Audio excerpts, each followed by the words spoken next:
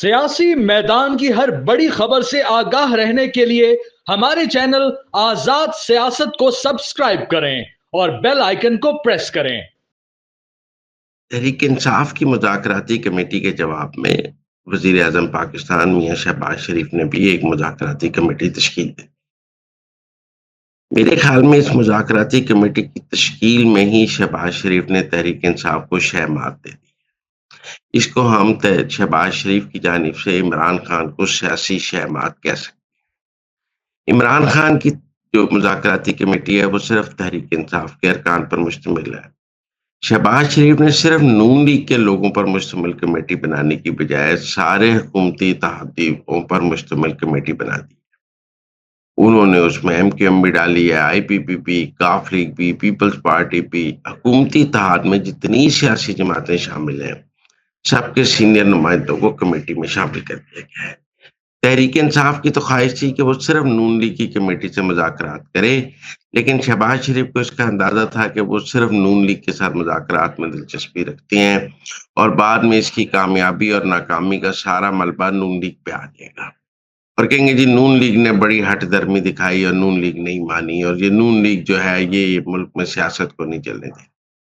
تو اس چیز کو بھانپتے ہوئے شہباز شریف نے ایک انکلوسیو کمیٹی بنا دی جس میں Peoples Party, M Q M, I P P, کاف لیگ، جتنے حکومتی اتحادی ہیں سب کو شامل کر۔ اب ذمہ داری نون لیگ کی نہیں رہی ہے، اب تو ایک حکومتی اتحاد کی ذمہ داری ہے۔ شہباز شریف کا موقف ہے کہ تحریک انصاف کوئی نون لیگ سے مذاکرات تو نہیں کرنا چاہتی تھی، وہ تو حکومت کے ساتھ مذاکرات کرنا چاہتی ہے، اور حکومت اکیلی نون لیگ کی نہیں ہے، سب سیاسی جماعتوں کی مشترکہ حکومت ہے۔ اگر نون لیگ کوئی فیصلہ کر بھی لے تو وہ بعد میں باقی اتحادی نہ مانے تو نون لیگ کیا کر سکتی؟ یہاں تو بجٹ اگر باقی اتحادی نہ مانے تو پاس نہیں ہو سکتا، کوئی قانون اتحادی نہ مانے تو پاس نہیں ہو سکتا۔ تو جو نون لیگ اگر پی ٹی آئی کے ساتھ کوئی فیصلے کر بھی لیتی تو وہ اتحادی نہ مانتے تو پھر کیا ہو سکتا؟ اس لیے میرے خیال میں کہ شہباز شریف نے عمران خان کی مذاکراتی کمیٹی کو سیاسی طور پر شہ مات دے دی ہے جب انہوں نے تمام حکومتی اتحادی سیاسی جماعتوں پر مشتمل کمیٹی بنا دی۔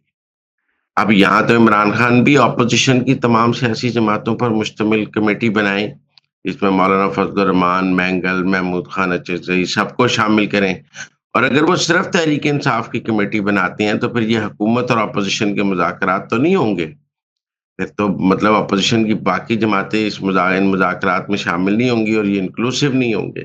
میرے خیال میں پہلے تو ہم یہ کہہ سکتے ہیں کہ مذاکرات کے کھیل میں پہلی سیاسی چال میں شہباز شریف نے عمران خان اور تحریک انصاف کو شہ مات دی، اور اس کمیٹی کے بننے سے تحریک انصاف کو سیاسی طور پر ایک شکست۔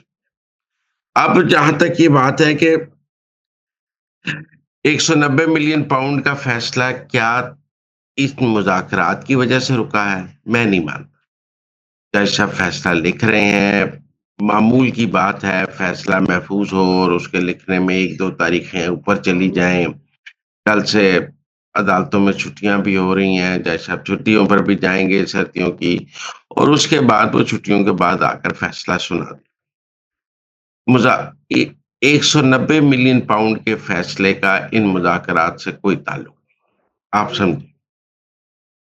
190 ملین پاؤنڈ کے فیصلے کے محفوظ فیصلے کا آج نہ سنائے دینے کا ان مذاکرات سے دور دور تک کوئی تعلق نہیں ہے۔ ہاں، اس میں ایک ٹائمنگ کی بات یہ ہو سکتی ہے کہ کہیں یہ سوچا جا رہا ہے کہ پہلے اسلام آباد ہائی کورٹ میں نئے جج لگا لیے جائیں، کیونکہ وہاں 7 نئے جج لگنے ہیں، پھر عمران خان کی اپیل جو ہے وہ اسلام آباد ہائی کورٹ پہنچے، کیونکہ اس وقت سب سے بڑا مسئلہ اسلام آباد ہائی کورٹ میں جو عمران خان کو ریلیف دیتے ہیں، جو عمران خان کو غیر معمولی عدالتی ریلیف دیتے ہیں، اور جنہوں نے پہلے بھی ٹرائل کورٹس کی جو ججمنٹس ہیں ان کو ختم کیا ہے، سزاؤں کو ختم کیا ہے، اور ان ججوں کی تحریک انصاف کے لیے ہمدردی یا ان کی تحریک انصاف کی طرف جھکاؤ کسی سے ڈھکا چھپا نہیں ہے، ان کے تمام فیصلے، لہذا یہ تو ضرور کوشش ہوگی کہ یار یہ مقدمے کی اپیل ان کے پاس نہ جائے۔ تو میرے خیال میں ایک کوشش یہ ہو سکتی ہے کہ پہلے اسلام آباد ہائی کورٹ میں نئے جج لگا لیے جائیں، پھر یہ فیصلہ ہو، لیکن میں سمجھتا ہوں کہ یہ ایک اہم پہلو تو ہو سکتا ہے، لیکن یہ کوئی بڑا پہلو نہیں ہو سکتا۔ اس کے نتیجے میں آپ یہ نہیں کہہ سکتے کہ صرف اس کی وجہ سے رکا، لیکن میرے نزدیک یہ ایک سیاسی پہلو ہو سکتا ہے ان تمام بات۔ اب جہاں تک یہ بات ہے کہ جو پی ٹی آئی نے مطالبات کا ڈرافٹ تیار کیا ہے اس پہ کتنی بات ہو سکتی ہے؟ دیکھیے، پی ٹی آئی کہتی ہے ہمارے سیاسی اسیران کو رہا کیا۔ پہلے تو میں سمجھتا ہوں ملک میں کوئی سیاسی اسیر ہے ہی نہیں ہے۔ سیاسی اسیر تو ہو سکتا ہے 16 ایم پی او کے تحت، یا کوئی نام معلوم، یا کوئی مسنگ پرسن کو آپ کہہ سکتے ہیں جی حکومت نے غائب کیا ہوا ہے۔ اس وقت ملک میں 16 ایم پی او کے تحت کوئی گرفتار نہیں جسے حکومت رہا کر سکے۔ اگر آپ کے اوپر کوئی فوجداری مقدمہ ہے اور آپ اس میں گرفتار ہیں تو حکومت کے پاس آپ کو رہا کرنے کا کوئی اختیار نہیں۔ حکومت کے پاس مقدمہ بنانے کا اختیار ہے، ختم کرنے کا نہیں، وہ عدالت کے پاس ہے۔ حکومت کے پاس پکڑنے کا اختیار ہے، رہا کرنے کا نہیں، وہ عدالت کے پاس ہے۔ ضمانت عدالت لے سکتی ہے، حکومت نہیں لے سکتی۔ مقدمہ عدالت ختم کر سکتی ہے، حکومت بنا سکتی ہے، ختم نہیں کر سکتی۔ لہذا جب وہ اپنے گرفتار قیدیوں کی لسٹ سامنے رکھیں گے تو جواب میں حکومت ایک لسٹ رکھ دے گی کہ آپ کے یہ لوگ ان مقدمات میں قید ہیں اور ان کے مقدمات ان عدالتوں میں چاہ رہے ہیں، آپ ان عدالتوں سے جا کے ان کی ضمانت کرا لیں۔ مطلب اگر یاسمین راشد اور محمود رشید اور اعجاز چودھری اور عمر سرفراز چیمہ کی بھی بات ہے تو وہ 9 مئی کے مقدمات عدالتوں میں زیر سماعت ہیں، وہ جا کے اپنی ضمانت کرا لیں۔ کیوں؟ یہاں پہ خدیجہ شاہ اور صنم جاوید اور کئی لوگوں کی ضمانتیں ہوئی بھی ہیں جو 9 مئی کے مقدمات میں قید تھے، تو ان کی بھی ان کی عدالتوں نے ضمانتیں میرٹ پہ لی ہیں، تو ان کی حکومت نے رکوائی ہوئی ہیں۔ یہ بات کون مانے گا؟ مطلب یہاں تو آپ یہ کہیں کہ 9 مئی کے جو باقی ملزمان رہا ہوئے ہیں ضمانتوں پر، وہ بھی حکومت نے رہا کرائے ہیں۔ جب آپ ان کا کریڈٹ حکومت کو دینے کے لیے اختیار نہیں تو جو قید ہیں ان کا ڈسکریڈٹ حکومت کو کیسے دے سکتے ہیں؟ وہ بھی عدالتوں نے رہا کی ہیں، یہ بھی عدالتیں رہا کریں گی۔ تو اس لیے میرے خیال میں اس پر حکومت جو ہے ان کی لسٹ کی جواب میں ایک لسٹ دے گی کہ یہ لوگ ان مقدمات میں ان جیلوں میں قید ہیں۔ یہ ایسی ہی ہے جیسے پی ٹی آئی نے کہا کہ ہمارے 139 لوگ جو ہیں وہ مسنگ ہیں، لیکن وہ مسنگ نہیں تھے۔ ان کے بارے میں حکومت نے جواب دے دیا کہ فلاں اٹک جیل میں ہے، فلاں جیل میں ہے، فلاں فلاں ہے، تو آپ ان سے جا کے بات کر لیں، ان کو جا کے مل لیں، وہ مسنگ تو نہیں ہے، مقدمات میں قید ہیں۔ اسی طرح یہ سیاسی قیدیوں کی لسٹ کے جواب میں بھی ایک لسٹ دے دی جائے گی۔ اب جہاں تک جوڈیشل کمیشن کی بات ہے، ویسے تو میں سمجھتا ہوں 9 مئی اور 26 نومبر پر جوڈیشل کمیشن بن ہی نہیں سکتا، اور اس کے کئی محرکات ہیں، اس میں اسٹیبلشمنٹ بھی ہے، حکومت بھی ہے۔ لیکن میں کہتا ہوں جی ایک سٹیج پہ کہ جی پی ٹی آئی کہے گی کہ کمیشن بنایا جائے تو حکومت قانونی طور پر یہ کہے گی کہ جو مقدمات زیر سماعت ہیں ان پر کوئی نئی تفتیش یا نئی تحقیقات نہیں ہو سکتی اور ان پر کوئی کمیشن بھی نہیں بن سکتا قانون کے مطابق۔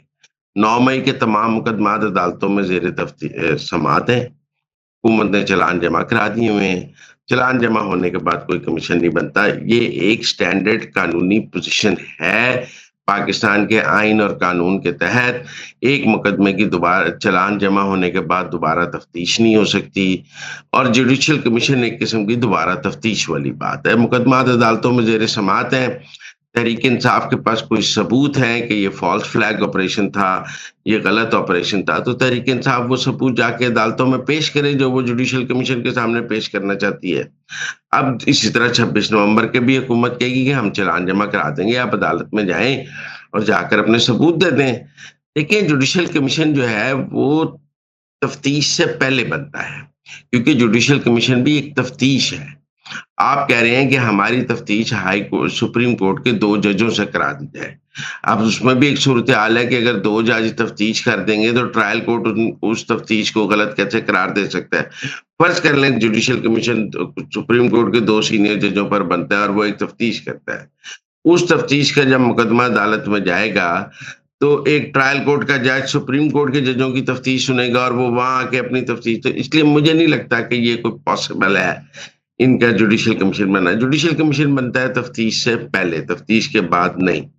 26 نومبر کے کچھ مقدمات کے چلان بھی جمع ہو رہے ہیں اور ان مذاکرات کے ساتھ جمع ہو جائیں گے، اور اس معاملے میں ایک حکومت نے جے آئی ٹی بنائی ہوئی ہے، تو مجھے اس پر بھی نہیں لگتا۔ تو لہذا مجھے لگتا ہے کہ آئینی قانونی طور پر تحریک انصاف کو یہ سمجھایا جائے گا کہ آپ کے مطالبات آئین اور قانون کے تناظر میں درست نہیں ہیں، لہذا ان کو माना नहीं जा सकता। अब क्या इमरान खान की रिहाई मुमकिन हो सकेगी? मुझे नहीं लगता कि हुकूमत किसी भी स्टेज पर ऐसे किसी दबाव में है कि इमरान खान को रिहा कर दे। हुकूमत का मौक़िफ़ होगा रिहा करना अदालत का इख्तियार है। आप अदालत में जाएँ और अदालत से रिहाई ले लें। हमारे पास तो अदालत को रिहा रिहा करने का कोई इख्तियार नहीं है। हुकूमत के पास क्या इख्तियार है? हुकूमत बनी गाला या ज़मान पार्क में जो इमरान खान के घर हैं, उनको सब जेल करार दे के इमरान खान को वहाँ शिफ्ट कर सकती है। और जब वहाँ शिफ्ट करेगी तो उस जगह को भी जेल ही करार देगी और वहाँ भी जेल के कानून ही लागू होंगे, जैसे इससे पहले बुशरा बीबी को बनी गाला में जेल में रख दिया गया था। लेकिन बनी गाला में अगर जब बुशरा बीबी को बनी गाला रखा गया था तो उन्होंने खुद अदालत को दरख्वास्त की थी कि मुझे जेल में रखा जाए। मैं बनी गाला नहीं रहना चाहती क्योंकि सबने कहा था ये एस्टेब्लिशमेंट की मिली भगत से बनी गाला गई हैं और इनको एस्टेब्लिशमेंट रिलीफ दे रही है। बनी गाला सब जेल करार होगा तो इसमें भी हुकूमत की सियासी जीत होगी। कहा जाएगा कि इमरान खान ने क्या फेवर ली, अपने घर को सब जेल करा के खुद के लिए फेवर ले ली। महमूद रशीद और यास्मीन राशिद तो जेल में है और इमरान खान बनी गाला चला गया, उसका इमरान खान को सियासी तौर पर नुकसान हो। लिहाजा मुझे नहीं लगता तहरीक इंसाफ किसी स्टेज पर बनी गाला को सब जेल करार दे के इमरान खान को बनी गाला शिफ्ट कराने में इंटरेस्टेड होगी। वो एक पॉलिटिकल डेथ वारंट होगा इमरान खान का। आप तमाम मुकदमात जैसे अभी अडयाला में होते हैं तब बनी गाला के अंदर एक अदालत बन जाएगी और वहां पर सारे मुकदमात की समाअत शुरू हो जाएगी, बल्कि ज्यादा आसान हो जाएंगी बातें, ज्यादा कंट्रोल करना आसान होगा। लिहाजा मुझे इन मुज़ाकरात के नतीजे में इमरान खान को कोई रिलीफ मिलता नजर नहीं आता। ये मुज़ाकरात की कामयाबी का कोई इम्कान नहीं है। इमरान खान को भी पता है ये मुज़ाकरात नाकाम हो जाने हैं, हुकूमत को भी पता है ये मुज़ाकरात नाकाम हो जाने हैं। लेकिन चूंकि इमरान खान ने और तहरीक इंसाफ ने एक सियासी चाल चली थी, तो उस सियासी चाल का सियासी जवाब उन्होंने शहबाज शरीफ ने दे दिया है। और सियासी जवाब में मैं समझता हूँ सियासी चाल के सियासी जवाब में शहबाज शरीफ ने शहमात दी है तहरीक इंसाफ।